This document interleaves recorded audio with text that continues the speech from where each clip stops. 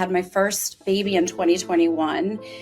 Even though I had been an OCD therapist at that point for almost 10 years, I was blindsided by the experience that I had with intrusive thoughts and anxiety. For a lot of people, we're on the lookout for postpartum depression. And I wasn't depressed. I really wasn't. I was functioning well. And so on the surface, I think this was something that really went below the radar. And when you have a baby, you're all of a sudden responsible for this thing.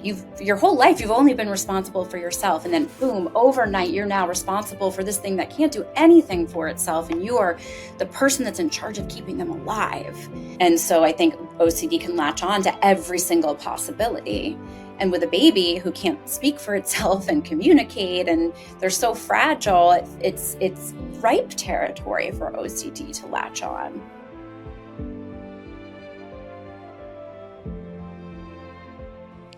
You've probably heard of OCD, but I bet you don't really know that it's a condition that impacts 1 in 40 adults in the United States. Obsessive compulsive disorder is more than about just cleaning and organization. It causes intrusive, persistent, sticky feelings and thoughts and images that can seize on any topic, from romantic relationships to illness to spirituality, and really anything that matters to you. Now, this can cause significant anxiety and guilt and shame and disgust and whatever uncomfortable emotion it may grab onto, and it may make it hard to function in day-to-day life. If this sounds familiar, know that you're not alone, and help is available.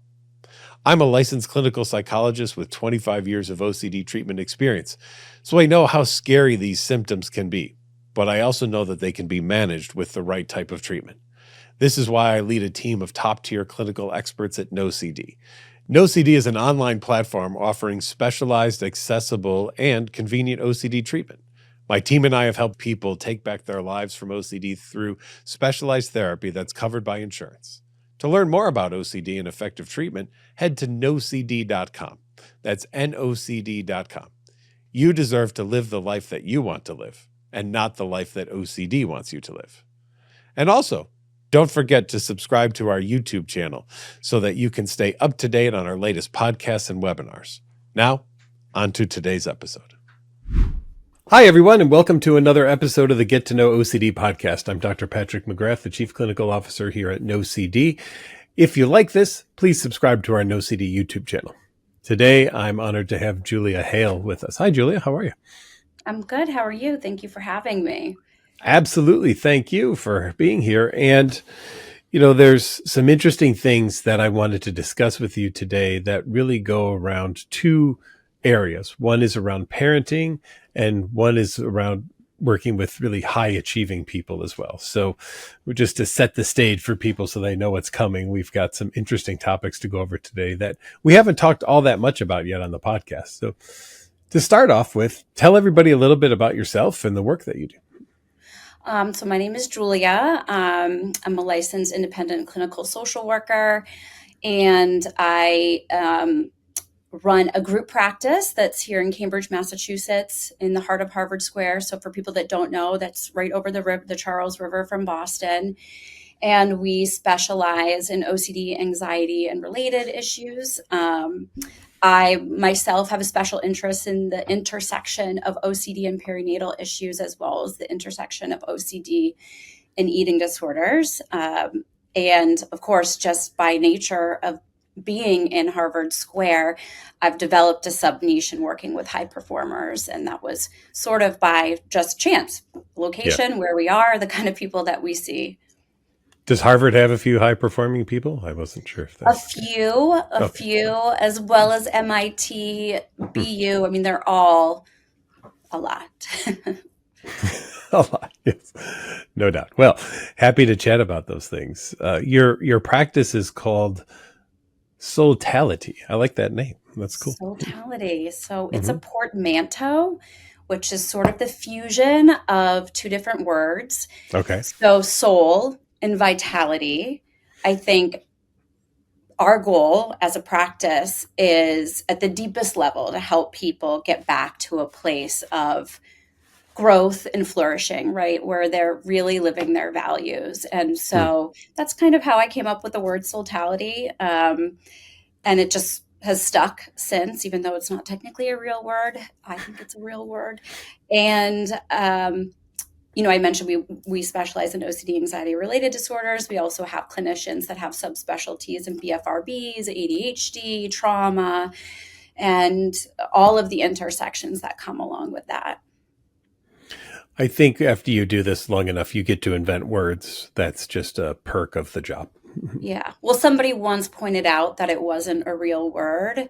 So that always stuck with me. But I think it now is because enough people have heard of it. So I say that OCD is unfigureoutable. I don't know if that's a word either, but I like to use it all the time. it is now. It is now. Yes, Yeah. it is now. So you were at the OCD Foundation conference, which was fun, and we got to say hi in the hall. That was cool. One of the things that you did there was called Good Parents Have Bad Thoughts, a group for birthing parents with intrusive thoughts. And I think that that's a really interesting title and really brings to the forefront this notion that giving birth isn't always the wonderful, awesome, unicorns farting rainbows experience, right? Yeah. That everybody would like it to be, is it? No, it's not. And I think, I was inspired to run this group for a lot of reasons. And I think I work with enough parents and mothers that I know this is a common issue that comes up. And for myself, as an OCD therapist, that at the time I had my first baby in 2021 in the middle of the pandemic. And even though I had been an OCD therapist at that point for almost 10 years, I was blindsided by the experience that I had with intrusive thoughts and anxiety. And there was enough times I can remember my husband saying, you're doing all the things you're telling your patients not to do. And I would be like, leave me alone, get away from me. Shut up. Exactly. And so I was really blindsided by that. I remember right after she was born having a very intense, intrusive thought that made me question, do I deserve to be her mom? Do I love her enough? Am I grateful enough for this experience? And I couldn't get rid of that thought for a really long time. It really stuck with me and it morphed into a lot of different things. So I think I share that because for a lot of people, we're on the lookout for postpartum depression. Everybody says postpartum depression, right? Correct. And I wasn't depressed. I really wasn't. I was functioning well. And so on the surface, I think this was something that really went below the radar. And I think it's important to share that even as myself, as someone who works with this, I didn't realize what was happening and the depths to which this got. And I think the second piece from that I think is really important, I think for birthing parents, mothers specifically, to be able to have a place to share what that experience has been like for them, to destigmatize it, is important. And then the second piece of it is, especially in this group that we had at IOCDF conference, so many moms brought up secondary grief. And I know this comes up a lot in the OCD community, where there is often a phase of treatment where we're having to process, well, what did you lose in your life because of this? And so I think the second piece of why it was important for me to run the group was also to have a place for people to process that grief of what they missed out on due to anxiety, intrusive thoughts, OCD in the pregnancy postpartum period. Yeah. I think it's an untapped discussion, right? Because you're right. Everybody thinks of postpartum depression and just assumes that if you're going to have an issue after having a child, you're just going to be depressed. But you can be anxious, you can have OCD, you can have psychosis, you can have all sorts of things that happen after having a child. And it is very important to discuss that. In fact, when I see couples or individuals who've had a baby, I don't go up to them and say, oh, isn't it wonderful? I say, how are you feeling? Yeah, exactly. And there's not enough, especially in this country, and not enough focus on how mom is doing after the baby. I remember going to my 6-week visit, and I think other than the box that said, "Do you want to kill yourself?" Are you crying? I mean, I checked 5, 5, 5, 5, 5. Like feeling hopeless, crying, and my doctor didn't even address it in the actual Really? appointment. Here I am filling out this survey, a bit Yeah. of a cry for help. The only one that I didn't click was that I wanted to hurt myself, and yeah, I don't think anyone even looked at that. Hmm. And this is something that can happen to the non-birthing parent too. I've treated dads who have this, Yes, and you can see this in adoptive families. You can see this in foster absolutely. families as well, right? Yeah, absolutely. And even surprisingly, men go through a hormonal shift when a baby is born too. Not obviously to the extent that women do, but there is a change in the body of a male Hmm. as well. And I think that's important to point out because they are also susceptible to things like this. So, what were some of the things that came up in group? Obviously, not giving away names or anything, but just what are the themes that you typically see that people bring up around the birth of a child?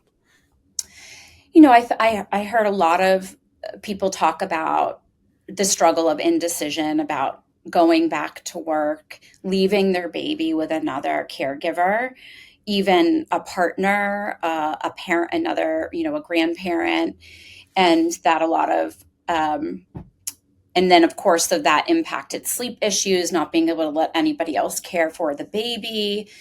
There was a lot of people that struggled with connection, and I think everybody's, oh, are you just bonding with your baby? It must be so amazing. You have the oxytocin is just flowing. And what I heard was a lot of women who were so consumed with their intrusive thoughts in the postpartum period that they actually weren't able to enjoy themselves.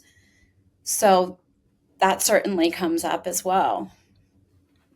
Yeah. And how difficult that is due to the fact that you've just assumed, usually during pregnancy, that everything's going to be just so wonderful, and everyone only tells you the stories about how great things are going to be. And so when this happens, it's such a shift in what you were expecting and what you thought was coming. It's got to be overwhelming, I would think. And I think there's this societal pressure of you should enjoy this time. One of my best friends just had a baby in February. She lives in London, where she's lucky to have way more maternity leave than we have. Mm-hmm. And she confided in me that she wants to go back to work. She's having such a hard time with this period. And she's terrified to tell anybody that. She's terrified to admit that to her mom group because who would ever want to go back to work? And I think it can be a really hard space. And obviously you can be torn with that, I think, feeling like the experience is hard. And so that feels like the alternative. So I think Mm-hmm. it's important to normalize that this can be very hard. We know that OCD picks on things that are important, and obviously having a child is important. What are some of the ways the intrusive thoughts or images or urges manifest themselves for people who have a baby coming into their lives? Yeah, I mean, I think some of the ways, for example, I think about hyperresponsibility a lot of the times, which is one of the features we know with OCD. And when you have a baby, right, you're all of a sudden responsible for this thing. Your whole life you've only been responsible for yourself, and then boom, overnight you're now responsible for this thing that can't do anything for itself, and you are the person that's in charge of keeping them alive. And if you are a person that already has a tendency towards OCD or has a history of OCD, especially with hyperresponsibility, it can really latch onto that. I thought it was wild when I had my first baby and they were just going to let us take her home in the car seat. I remember calling the nurse like 10 times. Are you sure? Is it too tight? Is it too loose? Are you sure? And they can't even give you a 100% certain answer because of liability reasons. They're Right.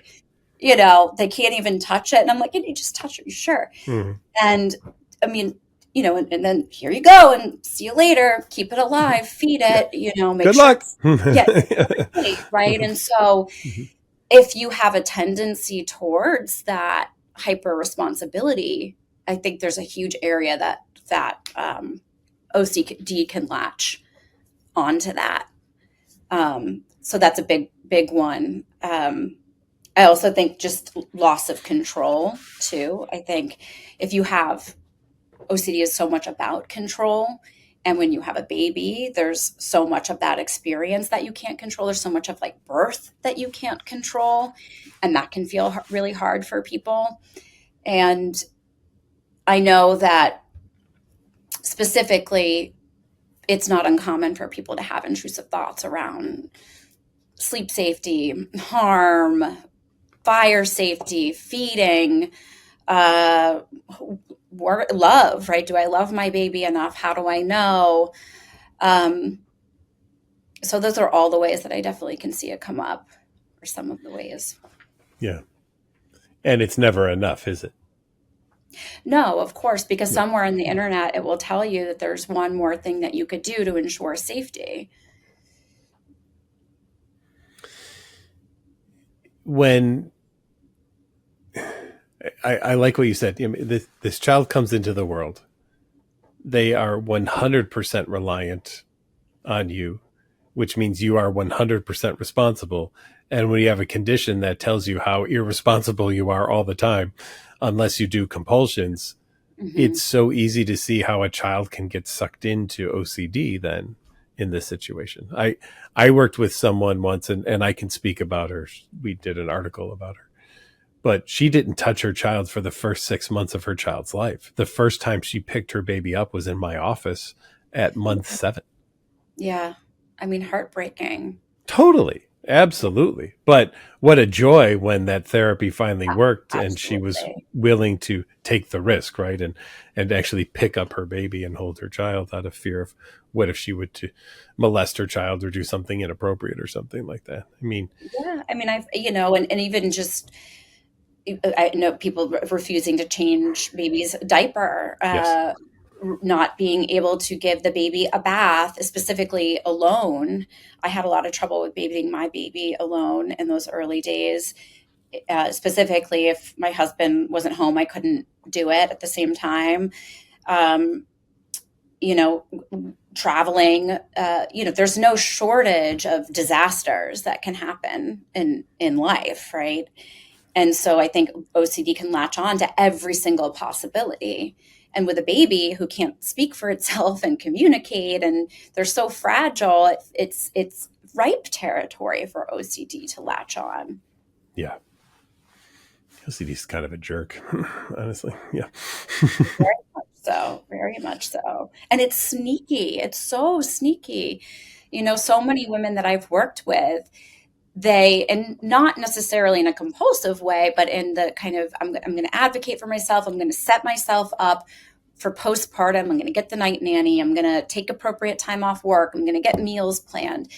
And then it still can blindside you. It can creep up without you knowing, and in a way that you never expected either.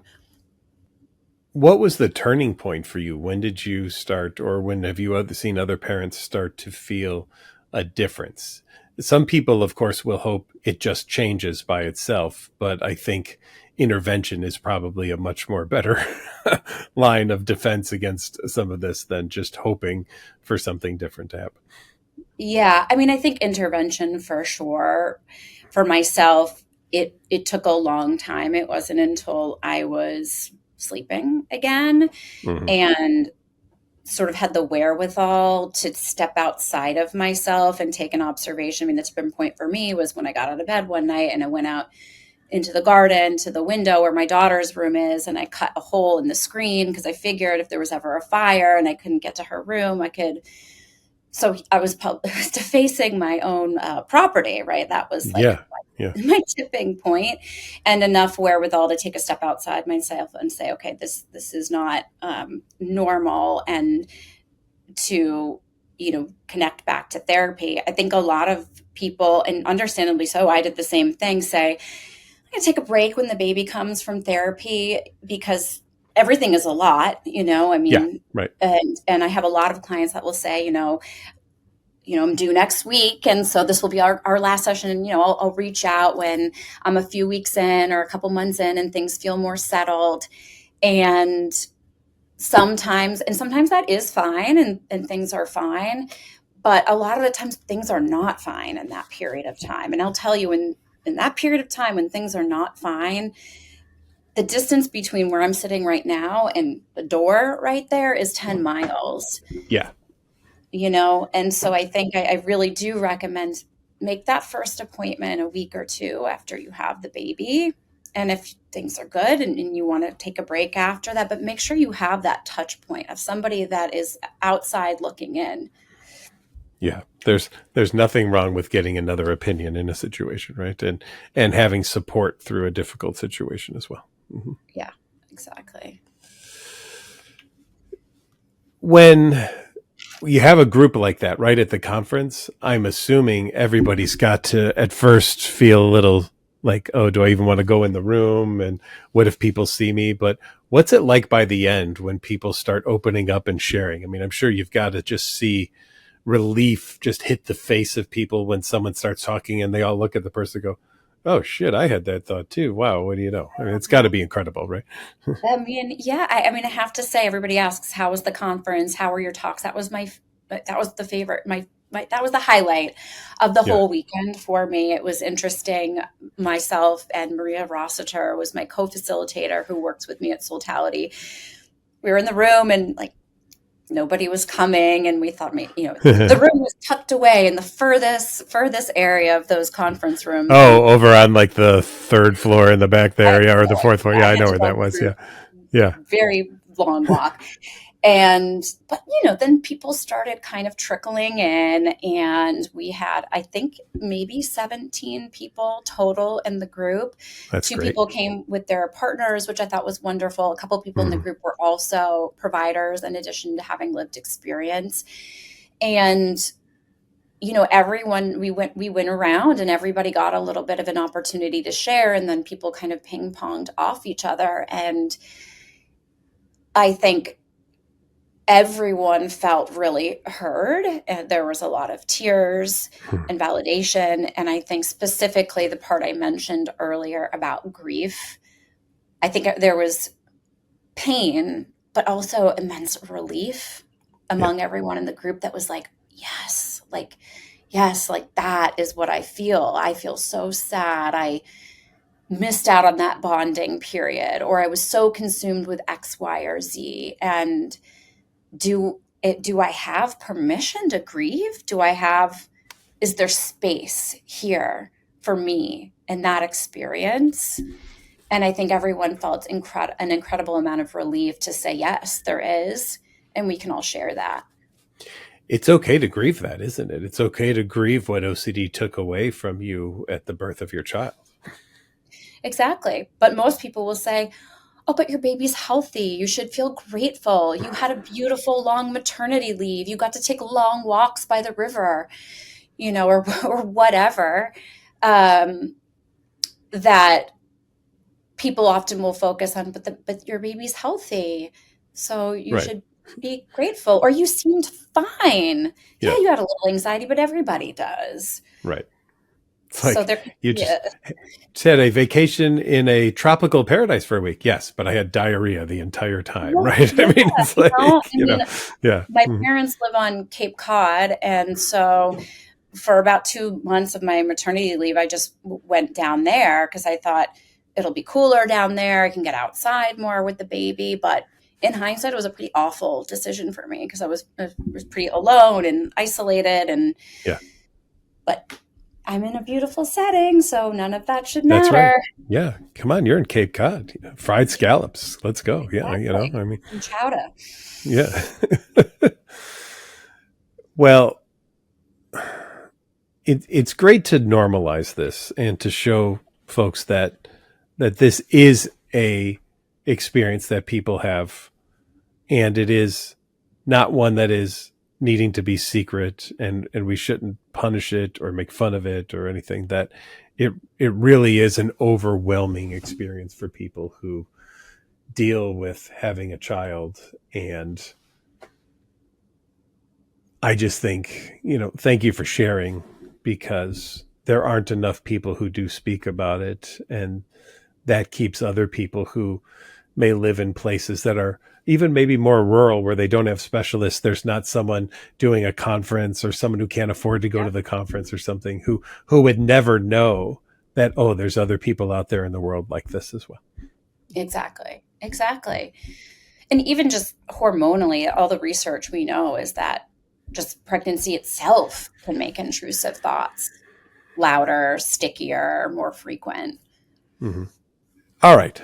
On the flip side, those kids grow up eventually, and some of them become really high performing individuals. And just because you're doing really well and you're performing really well doesn't mean you're immune to OCD or the effects of it, correct? Yes, absolutely. Speak about that to us. I think that would be an interesting education for our audience.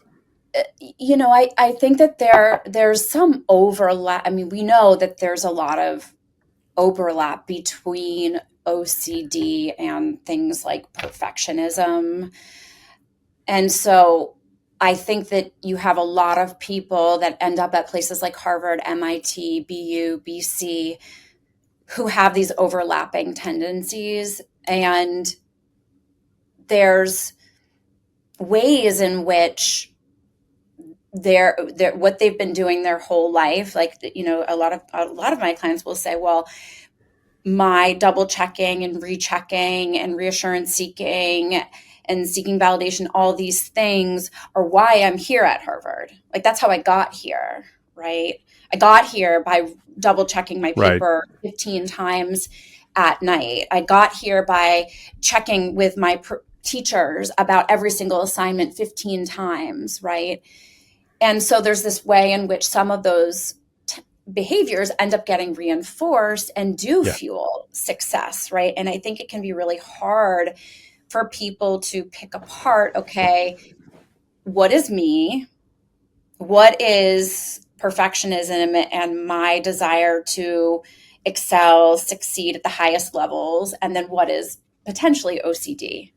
Right. So sometimes we're seeing people that are getting this diagnosis for the first time.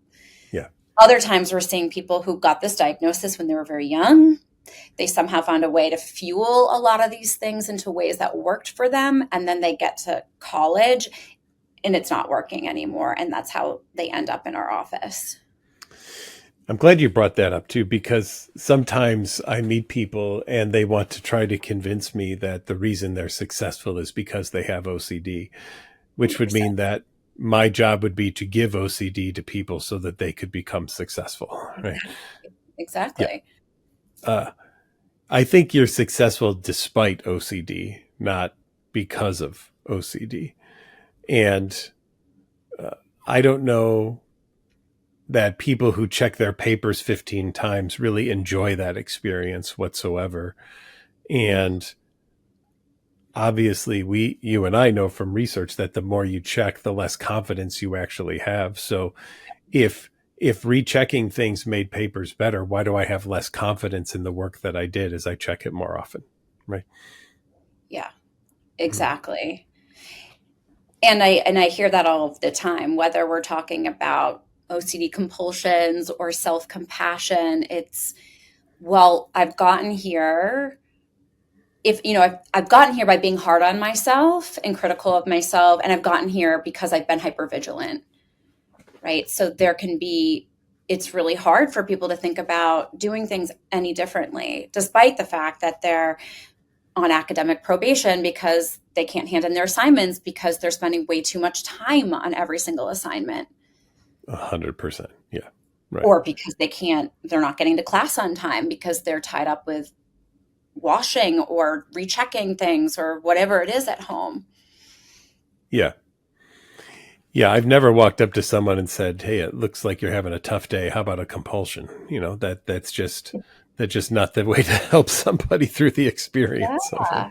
right? Yeah, and I think too, for a lot of these folks, identity ends up getting tied to self-worth and achievement in terms of external validation, right? These are people who their whole lives, they worked really hard and they got the award, the accolade, the praise, the acceptance to this prestigious program, right? So externally, they're getting a lot of feedback. Good job. You're doing great. Yes, yes, yes. And that's how they have internalized, I'm doing a good job. They get to a place like Harvard now, and all of a sudden, they're in a sea of other people who, same thing, accolade, award, this or Yeah. that. And they have no ability to internally gauge how they're doing, right? I think a lot of people can say, hey, I'm working hard on this. I know I'm working hard. I know I'm giving my all. And if I make a mistake or it's not perfect, I know that I did my due diligence, right? For a lot of these people that also have OCD, there's this fear of, I don't know if I'm doing a good job. There's no one that's sitting over my little shoulder telling me in this very moment that I'm getting the A+ or the accolade or the award. So the only way for me to continue to be sure of that is to keep rechecking, keep redoing, keep rechecking. Yeah. And when you go from being the one in your school who was the top notch person to being in a school full of them, you're not special anymore, are you? And I that's an know. identity shift also for a lot of people, right? It, Now, it, who it am I? And mhm, It is. And also, too, there's like immense wealth at Harvard, too. There's people from all sorts of prestigious backgrounds. And I think, imposter syndrome is real. I mhm. see it more with those students than probably any other population I work with. Um, so, I think in a good way, a lot of them are find out, hey, I think I have OCD, or I think this is something I want to address. And fortunately, because they work hard and do their homework and find what evidence-based treatment is the best to treat them, they come in and they're ready to do ACT, they're ready to do ERP or ICBT or whatever it is that they heard. And so that's a joy to work with for Mhm. sure. Um, but yeah, I would say that the environment can definitely breed those sorts of things. What's your goal at the end of a work then with someone who's such a high achiever?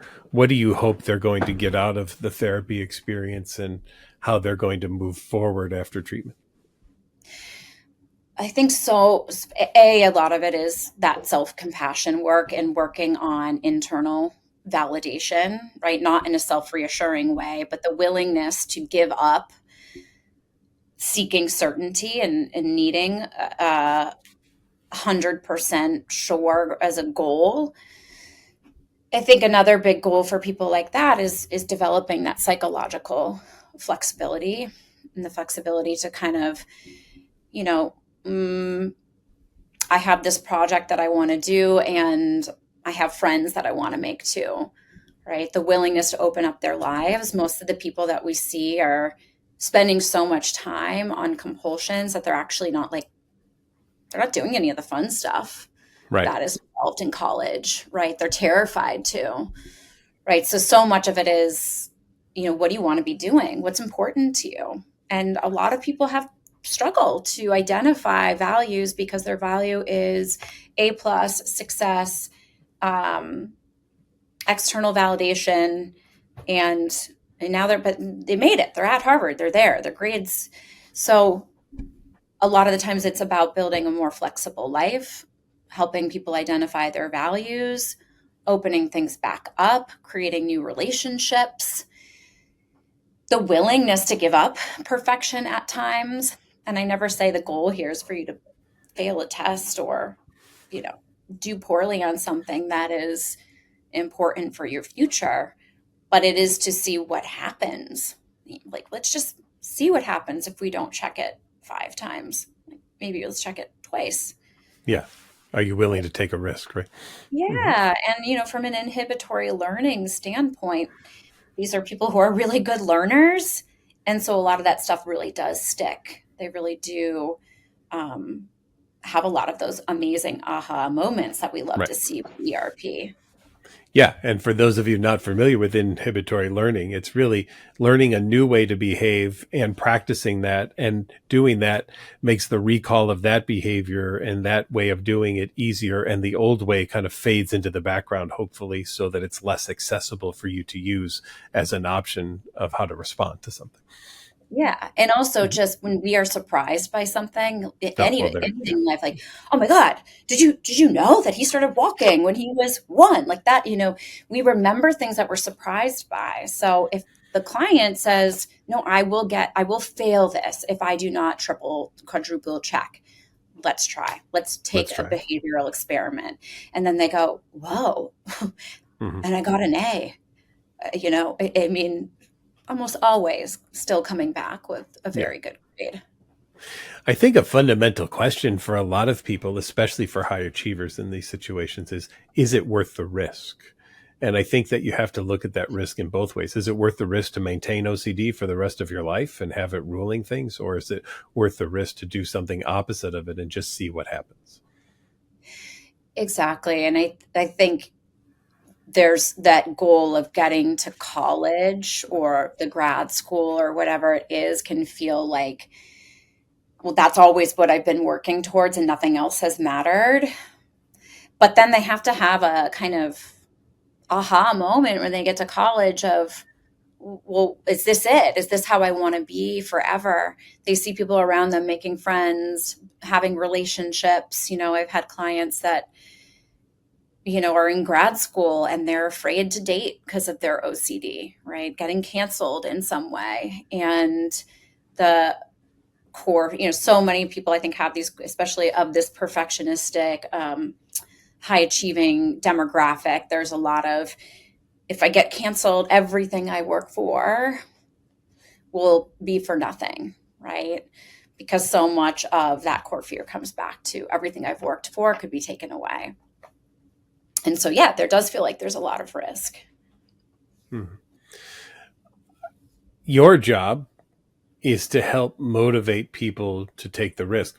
One of my favorite phrases is from Ireland. It's only an Irish person can tell you to go to hell and make you look forward to the journey. And sometimes I think about ERP that way, where we're going to ask you to do something really difficult and we're going to get you really excited to be doing that really difficult Yeah. thing. Right. Mm-hmm. Yeah. I mean, how do I guess to answer, how do I do that? I think sometimes I do try to share success stories, obviously not giving Sure. other people information, but to say, hey, these are the ways in which ERP have positively impacted the lives of other people who struggle with perfectionism and XYZ. I try to take examples of what it means to live an ERP lifestyle in our everyday lives as well. But I think a huge part of it is talking with a person and really helping them identify their values and what is life going to look like if you continue on this way. I always think of, I think it was, I think it's an ACT exercise. And of course, I wouldn't use this with somebody that was very depressed, but it's the funeral exercise where you have someone envision what would be said at their eulogy Mm-hmm. if Mm-hmm. they continue to live their life in service to OCD. Yeah. So, sometimes what is it gonna, who shared that meme a long time ago as a gravestone, which just said almost figured it out or something like that. Yeah. Probably Hirschfield. Yeah. Yeah, I think it was him. Right. Mm-hmm. But truly, what is going to happen? What is life going to look like Right. a year from now, 5 years from now, 20 years from now? Because this is snowballed to live in service of this. And I think it can be powerful to share some of those other stories because it's so easy with people that have OCD say, well, I'm the exception. I'm at I'm Harvard. special. And Yep. like Mm-hmm. I can't risk it. I get it if you are, whatever, but this is special for me. Yeah. I like to ask people, will you spend the rest of your life sitting next to your tombstone when you'll be 6 feet and wondering when you'll be 6 feet under it? Or will you have a great time and on the day of your death arrive at your tombstone and say, well, that was fun? Yeah, that was fun. And just Exactly. sadly, there's a lot of people just sitting next to their grave wondering, when is it going to happen? When is it going to happen? and they miss out on living their life, unfortunately. Yeah, I mean, I hear that all the time with people that have health-related OCD. They say, well, I'd rather just know that I'm going to get cancer this year and probably die than live the rest of the year not knowing if I'm going to get cancer or not. It's like, Yeah. People say that to me, and then I bring up that my wife died of cancer, and I say, you don't want that. I mean, yeah, well, from personal experience, I could tell you that I don't think that that's really what you want. As much as on the idea, it may seem like it would make it easier. Once you get it, no, of then the course. can of worms that it opens up. Well, and how many times do you and I see this even in our work, where someone will have OCD, we'll be working with them, and then something else will trigger them, and now that thing is the worst thing in the world, even though last week this other thing was the worst thing in the world, and they just say to us, God, I wish I could go back to that thing because that was so easy actually in comparison to this thing. It's always the shiny new object for OCD of this is now the most important thing in the world. Yeah, I run an OCD women's group. We meet monthly, and the women in the group always joke about that. They'll say, "Oh God, I miss having POCD. That was Yeah, that was right. Yeah, that was a lot easier than what I'm dealing with right yeah, now. I wish I yeah, could go back to that." And of course, when you're in it, that's clearly not how you feel. right. Or when the other group members, who are especially the new one, says, "Oh, I wish I had that kind of OCD," right? And everybody just goes, "Yeah, no, no, you don't." Yeah, Yeah, no. yeah, no, you don't. No, you don't. Mhm. So we've got the conferences. There'll be more. There are books to write. There are groups to run. What do you look forward to in the mental health field coming up next? What are things that keep you excited and motivated? Yeah, I'm part of the Moms with OCD SIG. I'm very excited that the IOCDF started these special interest groups. And even though my OCD experience was, um, you know, specifically in the postpartum period, they have let me join their club, which I'm very Oh, grateful that was for very because nice it's of them. Yes. an amazing Yeah. group of women. And I'm excited about some of the things that they're doing there, specifically Postpartum Support International, which is the leading international agency or organization that Yeah. educates on the perinatal stuff.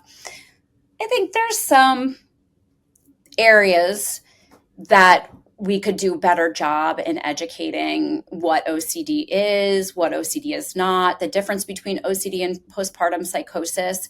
So I know that there is some effort to bridge that gap. I think maybe the IOCDF has been in contact with them. Good. So specifically, I'm excited to think about expanding working with the perinatal population. Yeah. I Um, spoke at one of their conferences once, actually. That was really fun.